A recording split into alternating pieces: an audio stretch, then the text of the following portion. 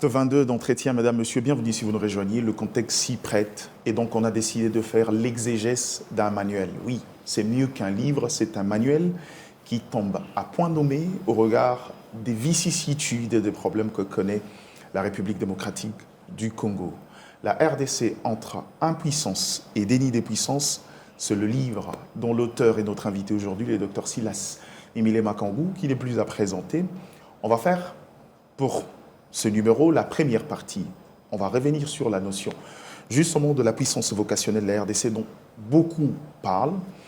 On va survoler les nuances conceptuelles parce qu'on voudrait être un peu plus pragmatique. On va parler de la volonté des puissances, mais également de l'intelligence dans la politique étrangère d'un État, surtout qu'on est dans un contexte où le doute gagne déjà l'esprit des Congolais au lendemain de la signature de l'accord de Washington. Que faut-il faire? Depuis toujours, on s'est demandé, cet État qui a un problème d'impuissance congénitale, quel était le prix à payer pour pouvoir en sortir?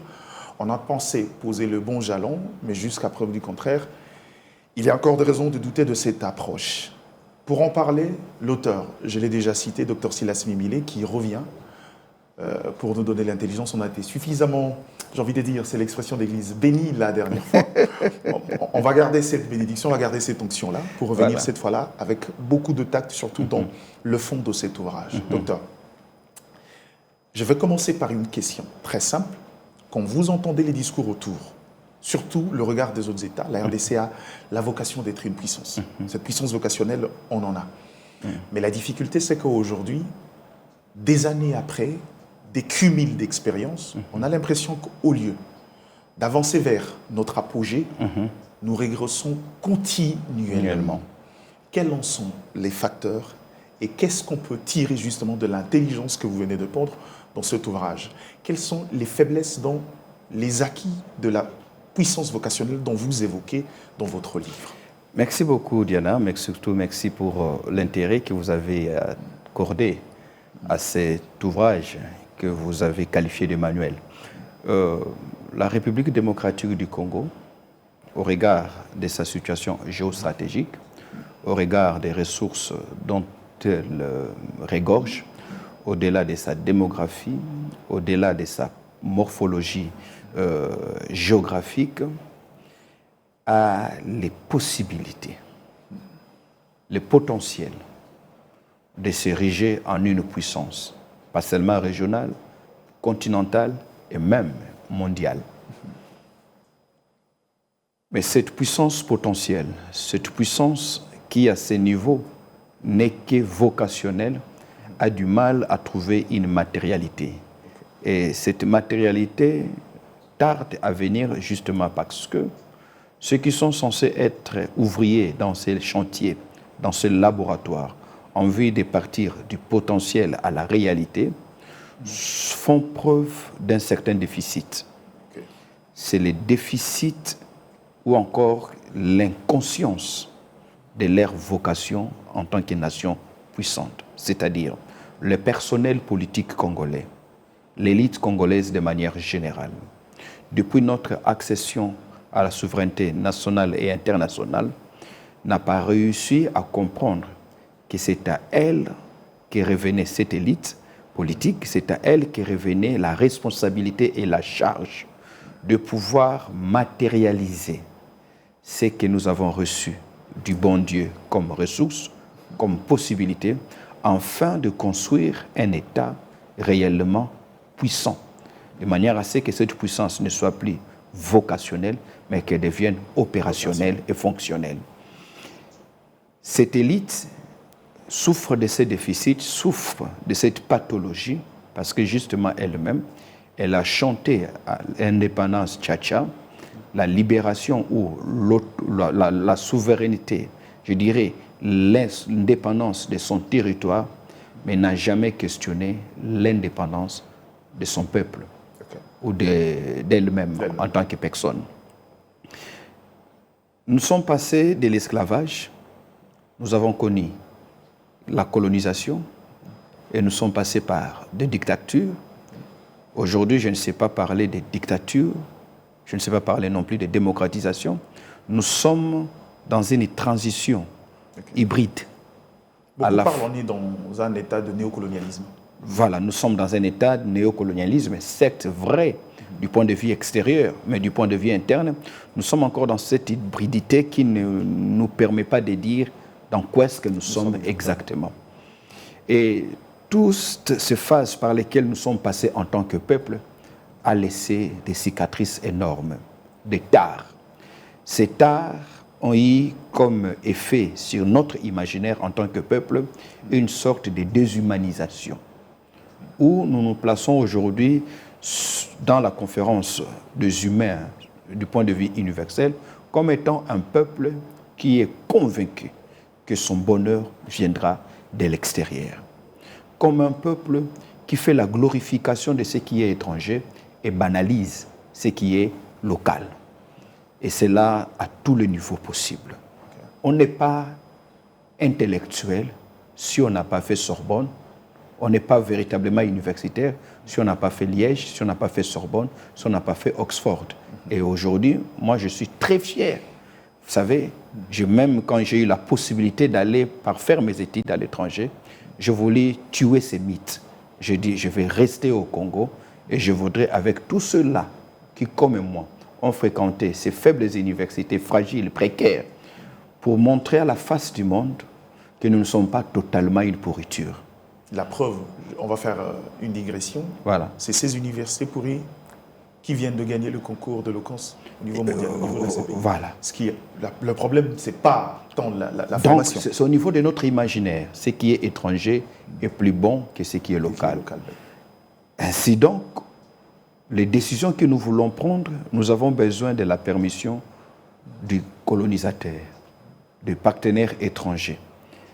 Cette façon de voir les choses, cette perceptive, a fait à ce que nous demeurions dans l'impuissance. D'où ce n'est plus une impuissance vocationnelle, mais une impuissance consentie, une impuissance voulue. Ça, c'est du point de vue interne. Du point de vue géopolitique, cette impuissance dans laquelle baigne la République démocratique du Congo est aussi voulue par bon nombre d'États voisins, par bon nombre d'États, de puissances étrangères internationales. Pourquoi? Parce qu'un Congo éveillé, un Congo conscient, voudrait d'abord jouir de ses ressources avant de les partager avec les autres. D'où il faudrait placer les Congolais dans une sorte de cage où il ne fait pas confiance en lui-même, il ne fait pas confiance en l'autre en tant que compatriote, mais qu'il préfère partager avec l'étranger, l'étranger proche ou l'étranger lointain. Et cette façon de voir les choses, cette façon de fonctionner, a été transportée même dans notre gouvernance. D'où, si quelqu'un veut dire qu'il a été le meilleur Premier ministre, il évoquera souvent qu'il a été bon Premier ministre pour avoir rencontré les cahiers de charges de la Banque mondiale ou du Fonds monétaire international. Pas pour avoir répondu aux besoins fondamentaux de la population. Aujourd'hui, vous entendrez même qu'on est bon parce que nous faisons ce que les autres partenaires nous ont exigé. Ce qui signifie que la République démocratique du Congo devient une pépinière où les autres viennent puiser pour aller résoudre leurs problèmes, alors que cette République est incapable de résoudre ses propres problèmes. Donc, pour faire court, il faudrait dire que le tout premier facteur qui nous maintient dans l'impuissance, alors que vocationnellement nous sommes appelés à être puissants, c'est le personnel politique qui n'a pas été suffisamment initié, qui n'a pas été suffisamment préparé. Et l'initiation dont je parle ici n'est pas simplement le fait de glaner des diplômes universitaires. Parce que quand on étudie les sciences politiques, quand on étudie les sciences économiques, quand on étudie toutes les autres disciplines, ces connaissances sont standards. Oui. Mais maintenant, il faudrait les contextualiser. Et c'est là qu'on reconnaît le génie de chaque peuple, sa capacité à récolter les connaissances universelles et à les contextualiser par rapport à ces réalités. La Chine a réussi à le faire. Pendant longtemps, la Chine de Mao s'est avérée être une Chine communiste. Mais lorsque Deng Xiaoping qui aujourd'hui est considéré comme étant le père de la Chine moderne, lorsqu'il arrive au pouvoir, il va essayer d'instaurer un régime hybride. Certains membres du Parti communiste vont commencer à l'attaquer pour lui dire « Tu es en train de t'éloigner des lignes maîtresses du parti parce que nous sommes un État communiste, un pays socialiste. » Écoutez la réponse, il dit « Peu importe la couleur du chat, l'essentiel c'est qu'il attrape la souris. » C'est-à-dire qu'on soit socialiste, qu'on soit capitaliste. L'essentiel c'est qu'on avance. D'où aujourd'hui, quand vous regardez bien la Chine, vous allez vous rendre compte qu'elle s'est désolidarisée de sa politique datant hier socialiste. Aujourd'hui, elle est dans ce qu'on appelle une dictature capitaliste. Et c'est grâce à cette mutation que la Chine aujourd'hui a réussi à s'imposer. Donc, on est fort parce que l'élite est forte, on est moyen parce que l'élite est moyenne, on est faible parce que l'élite est démissionnaire.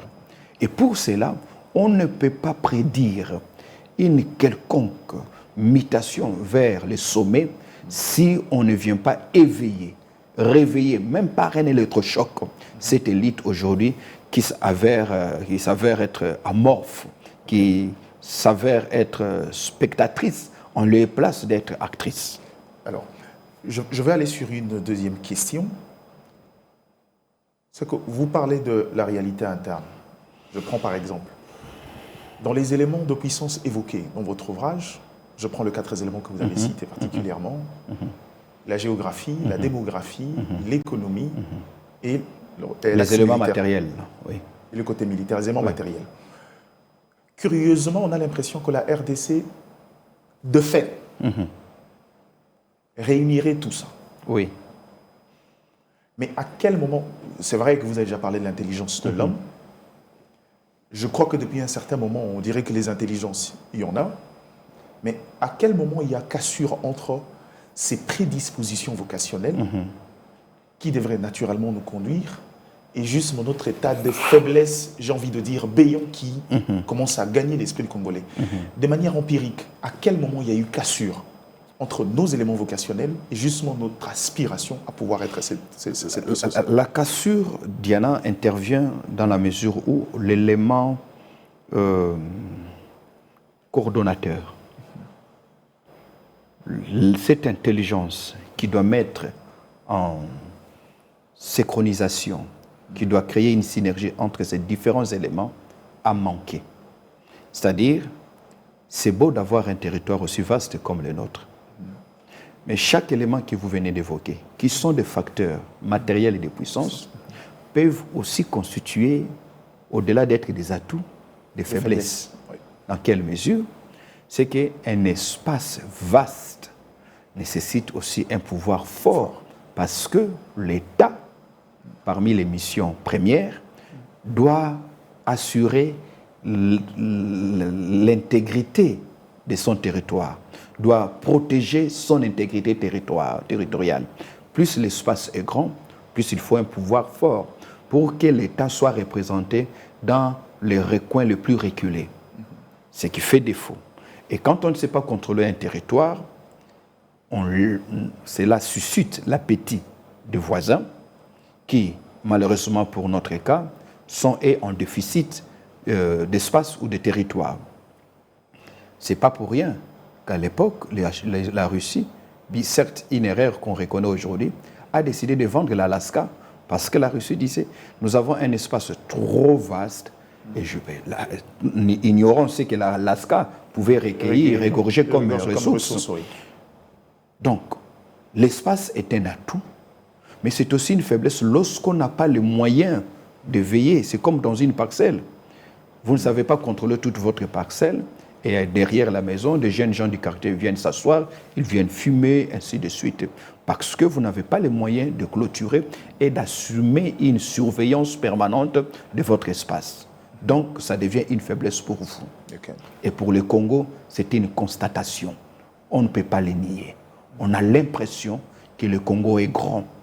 Pas qu'il soit trop grand pour nous, mais c'est-à-dire qu'il n'y a pas une adéquation. Il n'y a pas d'adéquation entre le pouvoir central de Kinshasa, sa capacité d'assurer la sécurité sur toute l'intégrité du territoire, et cet espace continental, aux dimensions continentales. Deuxième fait, c'est la démographie. Chaque citoyen est un soldat potentiel. Chaque citoyen est un ingénieur potentiel. Chaque citoyen est un médecin potentiel, est un enseignant potentiel. Mais ce même citoyen qui sont ces ouvriers, ces ingénieurs potentiels, sont aussi des bouches à nourrir, sont aussi des âmes qu'il faut occuper. Donc lorsque l'État n'a pas une intelligence en termes de gouvernance stratégique pour savoir comment orienter tous les diplômés qui sortent des universités, parce que quand ils sortent 5 ans après, on a plus de chômeurs que de diplômés. Comment les occuper? Et quand on ne sait pas les occuper, ce qui était un atout devient une bombe de retardement. Pourquoi? Parce que l'oisivité, le manque à faire, les frustrations chercheront un bouc émissaire. Et les boucs émissaires probables, c'est l'État. Donc, on va déverser la colère, on va déverser la frustration sur l'État et ses institutions. Ça, c'est encore énorme. Et même pour la démographie, il ne suffit pas d'avoir beaucoup de peuples parce que la population est à la fois quantitative et qualitative. On est nombreux, mais quelle est la qualité de ce peuple? D'où aujourd'hui, en management public, l'on ne parle plus de la population, on parle du capital humain, ce qui requiert un certain degré de formation. Une sélectivité naturelle. Une sélectivité.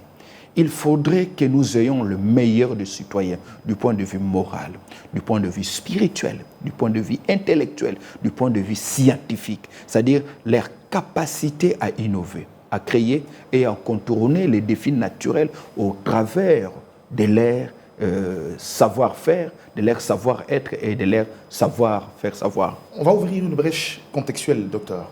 Aujourd'hui, beaucoup estimaient que depuis toujours, dans cette impuissance congénitale, dans ces faiblesses congénitales, je crois que vos propos ont été presque adoptés par les négociateurs principaux de la RDC, qui est aujourd'hui gouverneur de la Banque centrale, qui a estimé également que le Congo n'a pas été, à l'image, n'a pas été pensé pour être un État indépendant. Je le dis, dans ma question, je lui ai dit exactement, il y a quelqu'un qui pense comme ça, qui l'a écrit dans un ouvrage. Mais maintenant, le problème, c'est que si tel est le cas, on a estimé que la question essentielle qui n'était pas posée, c'était quel est le prix à payer pour pouvoir arriver à sortir de ce marasme. Et que, comme l'Irak, comme l'Ukraine, pour une première fois, on a pensé que utiliser nos moyens matériels, nos ressources, pour pouvoir sortir de ça, aurait été une solution, notamment l'intervention de la plus grande puissance. Mais aujourd'hui, on a l'impression que seule l'intelligence ne suffit pas. Non. Quel est l'autre aspect des choses qu'on doit ajouter pour que finalement, notre voix soit entendue convenablement? Parce qu'on a été prêt à donner de nos ressources pour aider une puissance aussi en décadence, mais ça n'a pas suffi pour que finalement nous retrouvons exactement sur le tard comme on l'a été avant. Je ne dirais pas que l'intelligence à elle seule ne suffit pas, mais plutôt l'intelligence que nous avons utilisée n'a pas été suffisante. Nous n'avons pas suffisamment puisé dans cette intelligence nationale dont nous disposons. Nous n'avons vu les choses que d'un seul côté. Nous n'avons vu que ce que nous pouvons gagner. Mais nous n'avons pas vu ce que nous pourrons perdre si ce que nous voulions gagner n'a pas été trouvé. Nous n'avons pas suffisamment regardé notre tableau de bord. Nous n'avons pas suffisamment scénarisé les choses. Premier scénario, deuxième scénario, troisième scénario. Premier scénario, ok, si les Américains n'accomplissaient pas leurs responsabilités. Comment rebondir? Comment rebondir? Si nous n'étions pas d'accord avec le temps, avec la lenteur, la léthargie de la grande puissance américaine, avons-nous les moyens de les ramener à la table pour dire, comme il est écrit, comme il est stipulé dans l'accord, nous voulons résigner? Est-ce que nous aurons les moyens? Donc, par manque de scénarisation, nous avons raté de voir les revers de la monnaie, de la pièce. Ce qui fait qu'aujourd'hui, nous semblons être perdus, pas parce que Trump est mauvais, pas parce que les États-Unis ne nous aiment pas, mais parce que nous n'avons pas suffisamment vu le contour dans leur globalité. Les prix à payer, il y aura toujours un prix à payer. La liberté n'a jamais été un cadeau pour un État. L'indépendance, l'autonomie n'a jamais été un cadeau. Il faut se battre. Mais aujourd'hui, grâce à l'intelligence stratégique, grâce au savoir-faire de ce peuple qui veut s'émanciper, il devrait accepter à la fois de payer les prix, mais aussi de réduire sensiblement les prix à payer. C'est-à-dire quel est le moyen qui nous coûterait le moins pour pouvoir être libre. C'est vrai, on pouvait recourir à ces deals, échanges minéraux contre sécurité. Mais ça ne pouvait pas marcher. Pourquoi? Parce que c'est justement renouer à la pensée de 1885 à la conférence de Berlin, où le Congo n'est pas pensé comme étant un État, mais comme étant un espace libre, où le bassin du Congo, considéré comme un espace de libre circulation, où les autres, les puissances, viennent puiser, parce que la souveraineté d'un État se réclame dans la mesure où cet État a les moyens et les capacités d'assumer sa propre sécurité. On ne peut pas sous-traiter notre sécurité. Surtout pas lorsqu'on est aussi fragile, tel est le cas de la République démocratique du Congo. Donc, l'intention était bonne. Mais là où les bas blessent, Diana, c'est qu'en stratégie, lorsqu'il est question de décision, dans l'antichambre des décisions stratégiques, il y a 3 piliers. Le plus bas pilier, c'est ce qu'on appelle le point de décision. Il y a le point de bascule et au sommet de la pyramide, il y a le point culminant. Le point de décision, c'est le quotidien du décideur. Chaque jour, il faut prendre des décisions. Les décisions, on ne doit pas les prendre avec légèreté parce que ce sont les décisions qui constituent la matrice de l'avenir, du futur d'une structure ou d'un État. La zaïanisation que Mobutu croit être la solution pour réguler avec la crise du pétrole va s'avérer être le coup fatal qu'il va donner à son régime. Et jusqu'à aujourd'hui, on continue à en pâtir. Il faut voir les marges de manœuvre dont on dispose. Est-ce que cette décision est-elle bonne? Avant chaque décision, il ne faudrait pas seulement faire foi en son âme, à sa sincérité, parce qu'on ne gouverne pas avec la sincérité, on gouverne avec la raison. De qui est-ce que je prends ce conseil? Quel est l'intérêt que Diana a? Mobutu a accepté la zaïanisation sans savoir que ce qui le pousse à prendre cette décision, c'était déjà arrogé la position d'être le premier bénéficiaire de la décision. Ça, c'est le point de décision. Il faut être capable de filtrer le bon et le mauvais conseil. C'est pour ça que vous, en tant que chef, en tant que dirigeant, vous avez la latitude d'avoir un cabinet occulte, un conseiller occulte, pour faire une contre-expertise avec vos conseillers qui touchent de l'argent, avec les cabinets que vous payez chaque mois, pour pouvoir consulter même certains citoyens. J'allais citer le chef, mais vous l'avez déjà bien fait. Voilà, très bien. Alors, deuxième palier, c'est le point de bascule. Okay. Lorsqu'on se rend compte qu'on a pris une décision au niveau du point décisionnel qui n'a pas été suffisamment prolifique, qui ne nous a pas aidés, on doit avoir l'élégance de basculer. On doit avoir l'élégance d'être accusé, accepter d'être accusé de téméraire, d'être accusé de vexatile, parce qu'on ne va pas s'accrocher à quelque chose qui est mortel. Et il y a des jurisprudences dans ce contexte-là. Et il y en a évidemment. Et c'est ça justement la magie. Pour ne pas citer Genève. Voilà. Voilà. Donc si on n'avait pas recouru à cela, vous voyez, on ne serait pas là aujourd'hui. Donc il faut avoir ce courage-là. Et enfin, il y a le point culminant. C'est ce qu'on appelle votre joker. C'est la dernière cartouche que vous avez. Vous devez savoir que si je la sors, ici je ne dois pas tirer parce que j'ai la haine de la cible. Je dois tirer parce que j'ai atteint l'expertise d'un tireur d'élite. C'est-à-dire, cette cartouche ne doit pas rater. Maintenant, pour un État, ce que nous avons fait à Washington, ça c'est ce qu'on appelle la cartouche. Le point culminant. Parce que nous avons signé, comme les ministres l'ont dit, lors du débriefing qu'ils ont fait sur place aux États-Unis, que l'un des mérites de cet accord, c'est d'avoir été signé avec la plus grande puissance. Mais si avec la plus grande puissance, le Rwanda n'obtempère pas, si avec la plus grande puissance, cet élève, le Rwanda, refuse de s'asseoir, où irons-nous? Où irions-nous? Auprès de Dieu. Donc, nous avons sorti malheureusement cette cartouche pour un pays qu'on pouvait vaincre si on devenait sérieux en interne. On a sorti la reine trop tôt. On a sorti la reine trop tôt. Pourquoi? Parce qu'en sortant cette reine trop tôt, c'est-à-dire, nous n'avons pas vu la méthodologie du faux médiateur ou du mauvais médiateur qu'a été Donald Trump. Parce que dans une résolution pacifique des conflits, Trump n'a pas joué le rôle d'un médiateur. Il n'a pas fait preuve de sa neutralité. Il nous montre qu'il est ignorant de la réalité, de la généalogie et même de la genèse de ce conflit. Il est un culte, excusez-moi.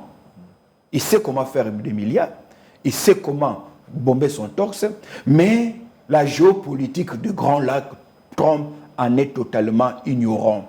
Qui est son collaborateur, qui est son point focal ici? C'est Massad Boulos, un homme d'affaires que Trump a transformé en politicien. Donc, voilà pourquoi il peut dire qu'il a fini la guerre. Trump ne sait même pas qu'il existe 260 groupes armés en République démocratique du Congo. Trump ne sait rien des ADF. Trump ne connaît pas le Codeco. Voyez-vous? Donc, il y a un grand écart, une grande distance qui sépare les bureaux ovales et la partie orientale de la République démocratique du Congo, qui est aujourd'hui le théâtre de combat. Trump, en prenant cette décision de mettre fin à cette guerre de manière trompienne, il écarte nos partenaires traditionnels qui ont toujours été présents, je dirais omniprésents, dans toutes les crises que la République démocratique du Congo, les Zaïre, aujourd'hui la RDC, a traversé, la France et la Belgique. Est-ce que le mot Troïka dit quelque chose à Trump? On peut ne pas aimer la France, on peut ne pas aimer la Belgique, mais on ne doit pas minimiser leur capacité de nuisance à la politique congolaise. Ils sont capables... Surtout la maîtrise. Surtout la maîtrise. Empirique de Vous comprenez? Oui. Ils contrôlent la classe politique congolaise mieux que les États-Unis d'Amérique. Or, les États-Unis d'Amérique n'ont pas besoin du Congo pour être États-Unis d'Amérique. Mais la Belgique a besoin du Congo pour être Belgique. La France, après avoir perdu bon nombre des États du Sahel, a besoin du Congo. Au regard de la démographie que nous constituons quant à la francophonie. Pour eux, c'est une question de survie. C'est une question de survie. Mais n'en étant pas capable de tenir face à Trump, ils vont jouer un sale jeu. Voilà. Trump n'a pas vu ça. Est-ce que Trump sait? Il a rallongé la liste d'ennemis à l'accord sans s'en rendre compte. Sans s'en rendre compte. Et nous n'avons pas vu. Voilà pourquoi je dis que nous n'avons pas suffisamment vu les tableaux de bord de cet accord-là. Pourquoi? Parce que j'estime que le président Félix Tshisekedi, je ne peux pas nier la bonne foi, la bonne volonté. Il a un cœur humain. Mais aujourd'hui, au regard de la situation, il est très mal entouré. Okay. Être mal entouré ne signifie pas qu'on n'a pas des gens qui vous aiment. Votre femme vous aime, Diana. Vos enfants vous aiment. Mais ce n'est pas à eux de faire les cadrages du plateau. Oui. Ce n'est pas à eux de faire... de préparer une émission. Préparer une émission. Ils sont bons pour autre chose, mais pas pour être là.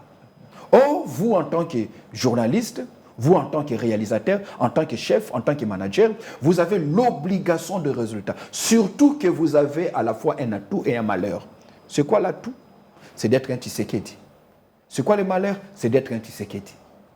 Parce que un Tshisekedi échoué, c'est un drame. C'est l'effacement de plus de 40 ans d'élite. D'un homme mythique de qui vous avez hérité les noms. Vous n'êtes pas devenu président grâce à lui.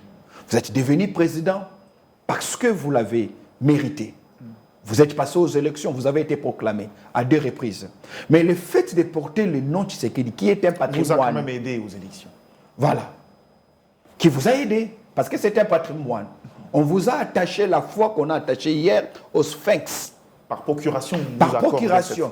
D'où vous devez garder cette place. Garder le côté mythique de ce. Le côté mythique et garder cette place dans le panthéon de la politique congolaise. Cette phrase me permet, faisons un peu l'exégèse, docteur. Réfléchissons un peu. Je vais citer un auteur que vous avez pris dans votre livre, Raymond Aron. Très bien. En définissant, en fait, dans une citation, il dit « Le système mondial ne reconnaîtra jamais dans le panthéon des puissances un État qui a du mal à pouvoir gérer les considérations d'ordre sociétal. Yeah. Mais il y a la nuance après, c'est un État qui discriminerait une autre population. Oui. Mais le comble, c'est que c'est un élément, un facteur intrinsèque de l'État rwandais, mais qui malheureusement aujourd'hui fait un jeu de puissance vis-à-vis de nous depuis 2 années. Comment le système mondial a accepté pour un tel État? Quelle est l'intelligence derrière qui a permis au Rwanda de capter justement cette... aller même à l'encontre de principes, j'ai envie de le dire, et jouir de cette forte bénédiction de cette communauté internationale? Quelle est cette intelligence que nous, on ne peut pas reproduire? Ils ont compris comment danser entre la norme et la réalité. La norme, c'est ce qui doit être. La réalité, c'est ce qui est. La norme, c'est ce que nous voulons. La réalité, c'est ce que nous voyons. Les génies rwandais, parce que moi, je ne suis pas tombé, je ne suis pas victime de la rwandophobie, comme malheureusement la plupart des universitaires congolais. Il suffit juste d'évoquer le Rwanda, on devient émotif. Ça, c'est aussi un poison rwandais. Les Rwandais nous ont amenés à les haïr. À haïr toute évocation rwandaise. Ce qui nous empêche, comme vous venez de le dire ici, de faire une analyse sourde, convenable, comme les managers le disent. Voilà. Donc, ils ont réussi. Quand on est quelqu'un, on le garde à distance. On le garde à distance. On ne sait pas les On ne pratique pas, on ne sait pas lire. On ne sait pas lire. Il a fallu que Gandhi pardonne aux Britanniques pour le maîtriser. Il a fallu que Mandela pardonne aux... De la haute intelligence que beaucoup n'ont pas compris à l'époque. Mais pourtant, ils vont lire la Bible. Aimez vos ennemis. Priez pour ceux qui vous maltraitent. Jésus ne vous livre pas entre les mains de vos ennemis. Parce qu'il sait ce que la haine de l'ennemi laisse comme incidence dans votre imaginaire. Ça tétanise vos énergies et vos forces. Il ne faut pas haïr l'ennemi. Il faut l'approcher. Il faut le comprendre. Il faut même lui pénétrer. Le regarder au-dedans de lui. On ne peut pas faire une bonne lecture géopolitique sans une lecture anthropologique. La meilleure façon de gérer un ennemi, c'est de le garder près de soi. C'est de le garder près de nous. Vous voyez? Et nous sommes dans une... Ça m'étonne. Vous voulez mettre fin à une réunion d'universitaires, dites que le Rwanda a été fort à ce point. La réunion prend fin. Les étudiants vont s'énerver. Ils vont s'énerver. Même vous lyncher. L'émotionnel. On ne peut pas mettre l'émotionnel en face du structurel. Il faut du structurel au structurel. La raison face à la raison. Ce n'est ni la place de la foi, ni la place de l'émotion. Là, ce dont on a besoin, c'est d'utiliser un autre don que Dieu a donné à tout homme. La raison. C'est un don de Dieu. Quelle est cette intelligence, docteur? C'est cette intelligence qui scénarise avant d'agir. Le Rwanda a compris. Il a trouvé un mentorat. Il a trouvé un modèle. C'est quoi le modèle? C'est l'Holocauste, le génocide juif. Ils ont vu comment la communauté juive, exterminée lors de la Deuxième Guerre mondiale, a réussi à se donner un statut d'intouchabilité. Le Rwanda a compris que les larmes qui coulent des yeux doivent couler sur un visage dont le cerveau est à l'intérieur. C'est-à-dire, ne pleurez pas si vous n'avez pas réfléchi la raison pour laquelle vous devez pleurer et devant qui vous devez pleurer. C'est ce que les Juifs ont fait.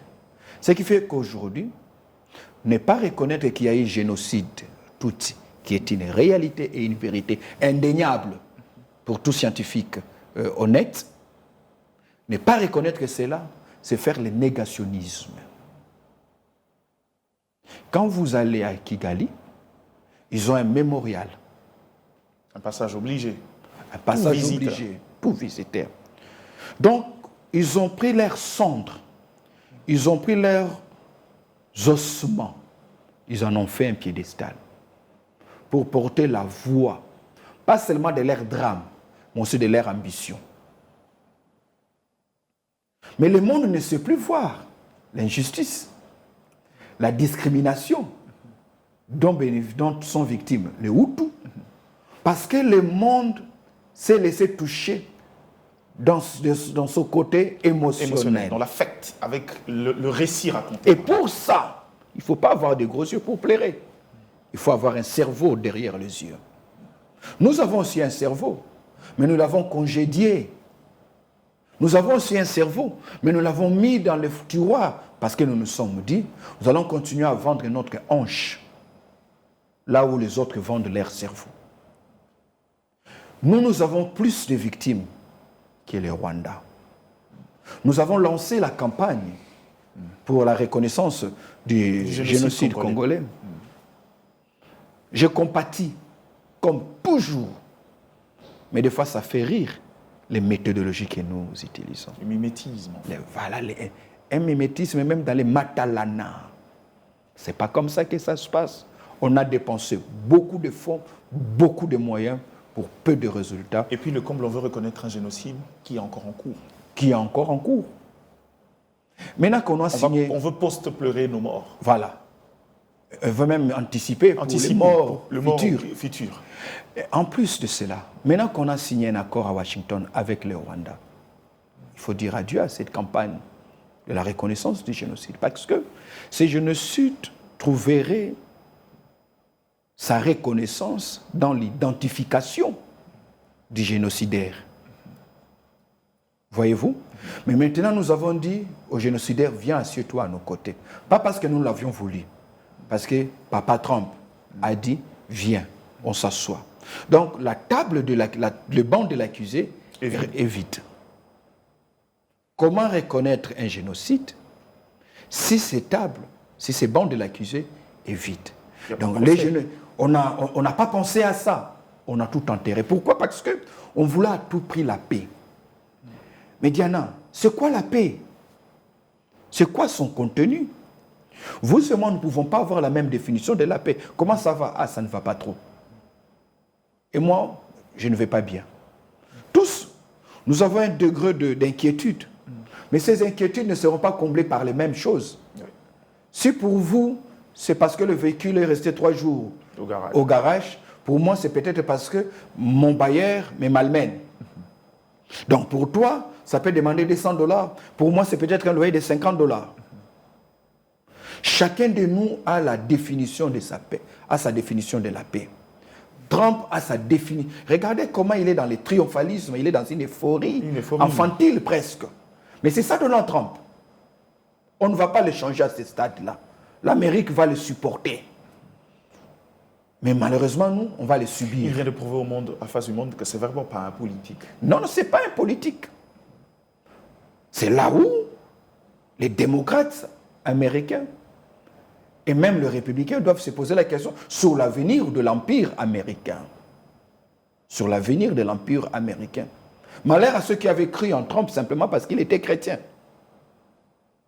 Parce qu'il fréquentait les églises. On a aussi des fous dans nos églises.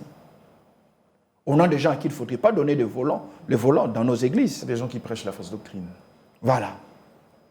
Donc, on a cru que le fait qu'il s'oppose et qui dit que Trump n'est pas un stratège en communication, c'est-à-dire savoir ce que les gens aimeraient écouter, que demande le peuple, que demande le monde. Voyez-vous? Donc aujourd'hui, nous avons presque enterré dans ces accords certains projets qui nous auraient aidés demain, nous aussi, à faire entendre notre voix. Pourquoi? Parce que nous n'avons pas voulu faire travailler suffisamment notre intelligence. D'accord, docteur. Il nous reste, je crois, si j'ai bonne mémoire, 10 minutes. On va faire deux choses. Parlons un peu de cette volonté, parce que de l'intelligence doit naître la volonté, cette volonté de puissance. Mais dans le contexte congolais, avec tout ce que vous venez d'évoquer, le cause à la fois endogène et exogène, on a comme l'impression que on ne va pas en vouloir à quelqu'un qui tombe dans le fatalisme au regard de la complexité du défi. Mais comment faire naître une volonté de puissance avec une classe politique déjà presque alambiquée, avec une élite démissionnaire, et surtout avec un État qui a juste appris à gérer les symptômes de sa faiblesse congénitale. Voilà. Comment faire naître de la volonté de puissance? Par quoi il faut commencer? Si nous ne sommes pas capables de penser par nous-mêmes, nous aurons besoin de drames, de malheurs. Parce que, à quelque chose, le malheur est bon. C'est ce qui donne même un sens à la résilience. Beaucoup d'analystes congolais ont été sans-foutistes, optimistes, même face au drame le plus cruel, en se disant, quand on atteindra le fond, on rebondira. Parce que c'est aussi le cycle des nations. Il y a de ceux-là qui pensent qu'on n'a pas encore changé parce qu'on n'a pas suffisamment souffert. Il faudra qu'on continue encore à subir pour qu'on souffre. Je ne suis pas de cet avis. Je suis de l'avis de ceux qui pensent qu'il y a possibilité d'arrêter l'hémorragie, il y a possibilité de tirer les freins à main pour arrêter la descente aux enfers. Nous n'avons pas besoin d'atteindre les bas-fonds parce que nous n'avons pas la certitude que la remontée sera automatique. D'où ce qu'il faut aujourd'hui, c'est de ralentir ces processus de dépérissement, ce processus de décomposition sociétale, cette liquéfaction géopolitique que nous sommes en train de vivre aujourd'hui, parce que ça, je peux me le permettre de le dire sur votre plateau, Diana. Moi, toute ma vie, une bonne partie de ma vie, je l'ai passée en cherchant comment prêcher la Bible et en étudiant la vie des États. Aujourd'hui, le Congo est devenu un espace où l'autorité de l'État est quasi inexistante. Est-ce que vous savez, par exemple, que l'ex-province orientale va difficilement tomber, si ça devait tomber, entre les mains des rebelles, parce qu'en réalité, il était déjà tombé entre les mains de nos partenaires ougandais. C'est-à-dire, au travers de nos alliances, au regard du discours que tiennent les officiers supérieurs ougandais, ils considèrent déjà cette partie comme étant leur bande. Si les supplétifs terroristes de M23 cherchent à s'avancer, on risque de réitérer la guerre de 6 jours. Qu'on a connu entre le Rwanda et l'Ouganda. Voilà un peu le contexte dans lequel nous trouvons. Donc nous n'avons pas intérêt à regarder en tant que spectateurs pour voir où est-ce qu'on va en finir. Ce qu'il faut à présent, c'est de faire le deuil du malheur que nous avons connu, de nous relever et de nous imposer par l'abnégation un nouveau style de gouvernance et de vie. Pourquoi? Les États sont des êtres vivants, disait Rodolphe Kellen. Les États naissent, grandissent, peuvent mourir. Éviter une quelconque somalisation en République démocratique du Congo. Éviter une quelconque libanisation sur le territoire congolais. Et à l'heure où nous sommes aujourd'hui, nous devons comprendre que la responsabilité de faire un Congo fort et puissant ne relève pas qu'aux dirigeants politiques, relève aussi de vous et de moi, en tant que citoyens, que chacun de nous, au travers de ce qu'il a reçu comme talent, comme savoir-faire, comme compétence, contribue pour avoir une recette parfaite qui nous aiderait à sortir du marasme dans lequel nous nous trouvons aujourd'hui et avoir une nation forte. Pourquoi? Parce que la politique congolaise à elle seule a montré ses limites. Cette politique, malheureusement, a congédié, a mis à l'écart les intelligences nationales sous prétexte qu'elles n'avaient pas adhéré aux partis politiques, parce que l'un des malheurs de la République démocratique du Congo, c'est aussi la politisation de la vie publique. De la vie publique. C'est-à-dire, nous, vous et moi, qui n'avons pas été dans un parti politique, n'auront pas la chance d'avoir une parcelle de pouvoir parce que les responsabilités se partagent au sein de l'Union sacrée, au sein du FCCIR, au sein du MPR avant-hier. Ce qui fait qu'il y a une exclusion d'une crème intellectuelle, Il y a l'exclusion des compétences qui ont été formées par l'État et dont l'État doit être les premiers bénéficiaires, mais malheureusement, ces compétences sont en train de chômer sous prétexte qu'ils ne sont pas passés par la moule politisante de l'État. Aujourd'hui, nous faisons face à des défis énormes. Nous constatons aujourd'hui que personne ne nous aime. Évidemment, on n'a pas besoin que quelqu'un nous aime parce que les États ne recourent pas à l'amour. N'ont pas besoin. Il n'y a pas de romantisme pour l'État. Il n'y a pas d'amitié entre États. Il n'y a que la poursuite des intérêts. Donc, Diana, mon cher ami, ce qu'il faut faire ici, c'est d'accepter de faire le deuil, de nous regarder droit. Nos méthodes ont échoué. Je ne parle pas de cette dernière année du président de la République, parce qu'il est dans la continuité de ce qu'a toujours été la gouvernance publique en République démocratique du Congo. Les mêmes méthodes sont restées. On n'a rien changé. Il faudrait reconnaître que ces méthodes n'ont pas évolué, ne nous ont pas aidés. Nos paradigmes ont été stériles. Il faut changer. Et pour changer, il faut un tout petit peu être humble et intellectuellement honnête. Voyez-vous? Si on ne peut pas le faire, eh bien, nous continuerons à assister à la descente aux affaires. Nous continuerons à assister, à regarder ces cortèges funèbres qui amènent notre État, qui amènent notre République à sa dernière demeure, alors que cet État a encore de la vitalité. Il faut arrêter ces cortèges. Il faut secouer ces cercueils. Il faut mettre un électrochoc sur ce corps qu'on appelle la République démocratique du Congo, l'éveiller, pourquoi pas les réveiller, et lui donner la chance de jouer son rôle de puissance régionale, continentale et d'une des grandes puissances mondiales. Pourquoi? Parce que les atouts, il les a. Maintenant, ce qui fait défaut, c'est la volonté. Pourquoi? Parce que quiconque dit volonté parle des concessions. Mais nous ne sommes pas prêts à faire des concessions. Nous sommes tellement un peuple jussaire que nous avons du mal à ne pas fêter. Nous avons du mal. Volonté signifie quelque part à ne pas mettre sur Dieu les responsabilités qui sont les nôtres. Nous n'aimons pas la prière parce que nous aimons Dieu. Nous aimons la prière aussi parce que nous sommes paresseux en République démocratique du Congo. Voilà pourquoi nous aimons beaucoup prier. Nous aimons prier parce qu'on nous a appris un Dieu babysitter et non pas un Dieu inspecteur. Le jour où l'on changera ces paradigmes, où le Congolais ne verra plus Dieu comme étant babysitter, mais plutôt un Dieu inspecteur, l'on fera de son mieux pour présenter à Dieu ce qui a été fait. Même pour Israël, son État, l'armée combattait. Papa, les Tsahal, c'est comme ça qu'on l'appelle. Et subissait de pertes parfois.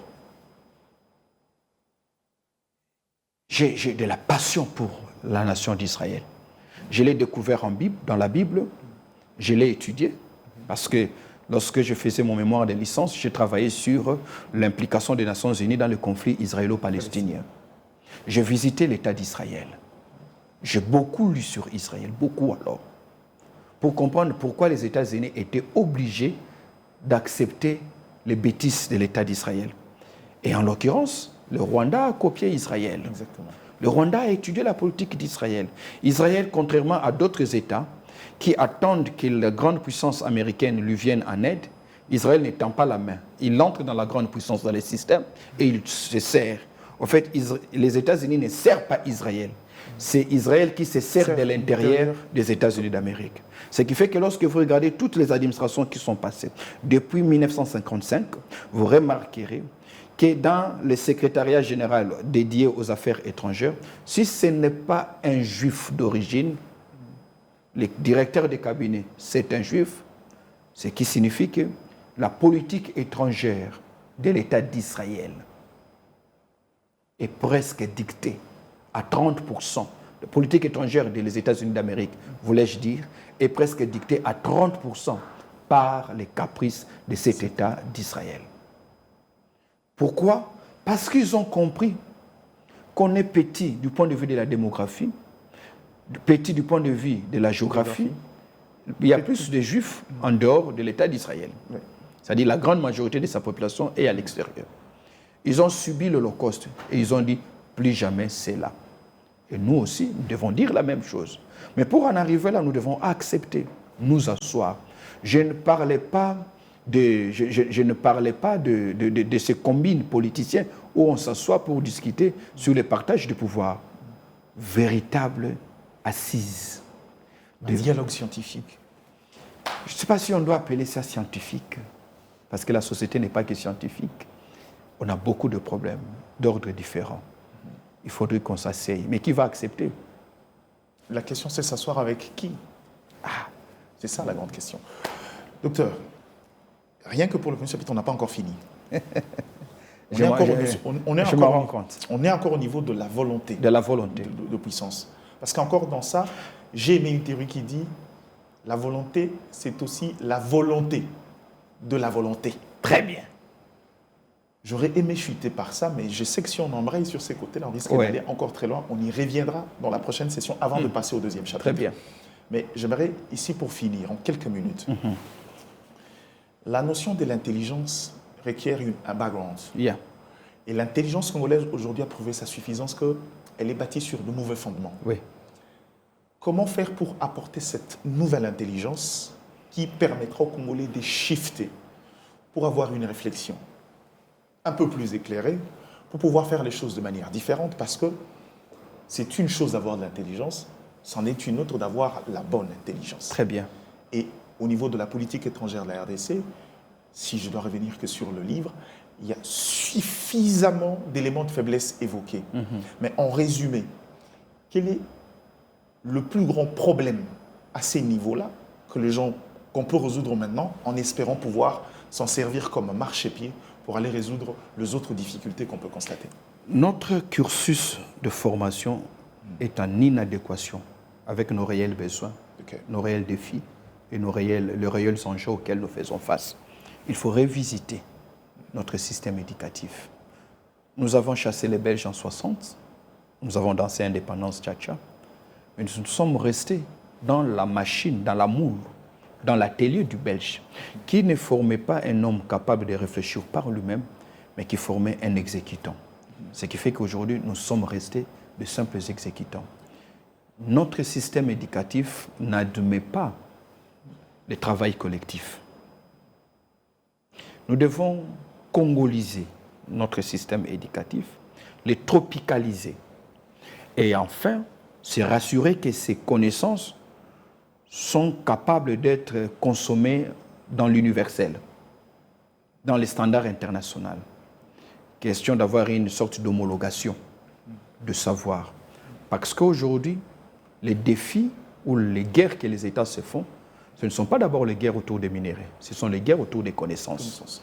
Les nations les plus savantes ont de l'avantage sur celles qui sont ignorantes, peu importe ce qu'elles regorgent comme ressources.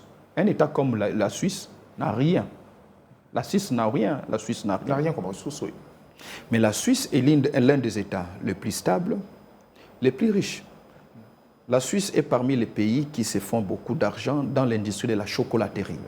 Pour faire du chocolat, il faut le cacao. La Suisse n'a pas le cacao. C'est la Côte d'Ivoire, les Ghana qui ont le cacao. Mais la Suisse gagne plus d'argent dans la transformation du cacao que les États qui produisent le cacao. Donc aujourd'hui, nous sommes dans la géopolitique du savoir. Et on ne peut pas prétendre être un État puissant si on ne veut pas questionner notre école, par ricochet notre université. Quelle est la qualité de l'universitaire congolais? Quand un enfant obtient son diplôme d'État, il est capable de faire quoi?